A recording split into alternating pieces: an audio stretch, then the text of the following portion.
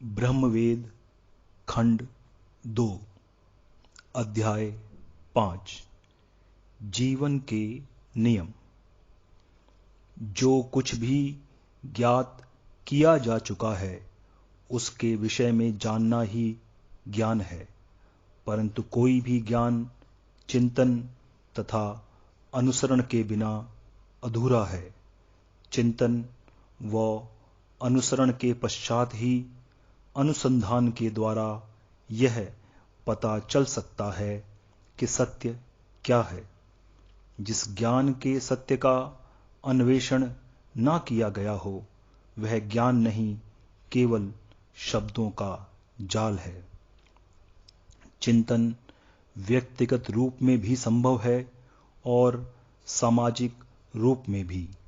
ठीक इसी तरह अनुसरण भी व्यक्तिगत तथा सामूहिक हो सकता है।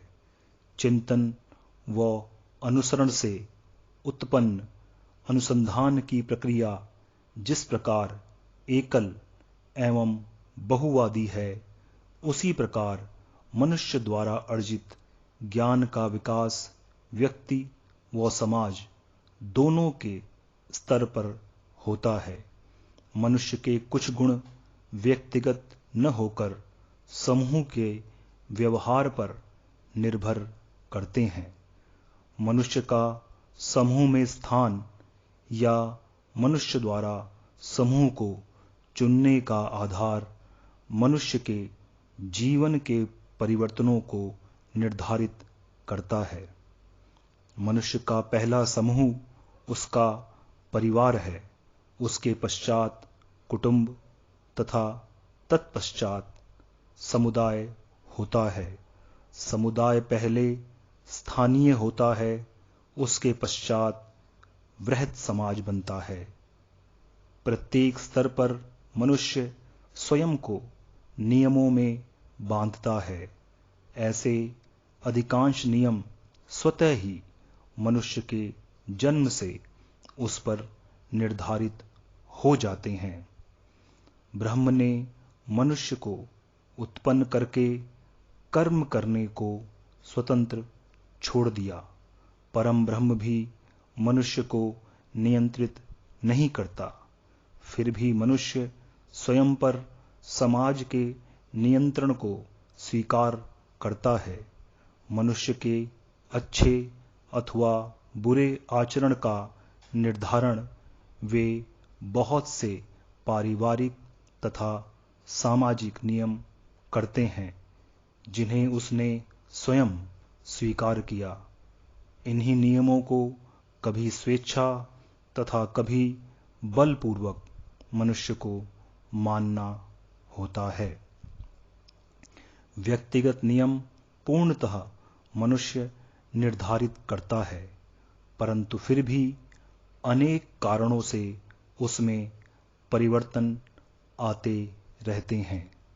यह नियम मनुष्य के उद्देश्यों पर भी प्रभाव डालते हैं।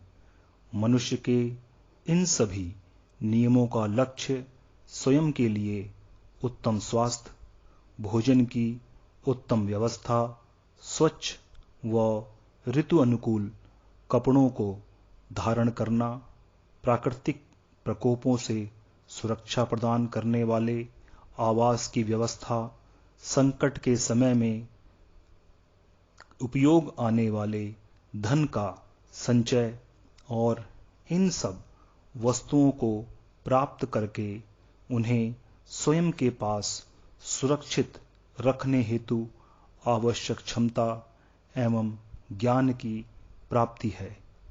इन्हीं सभी उपायों को प्राप्त करने के लिए मनुष्य को समाज की भी आवश्यकता होती है और वह समाज के नियमों द्वारा इसे प्राप्त करने की आकांक्षा रखता है।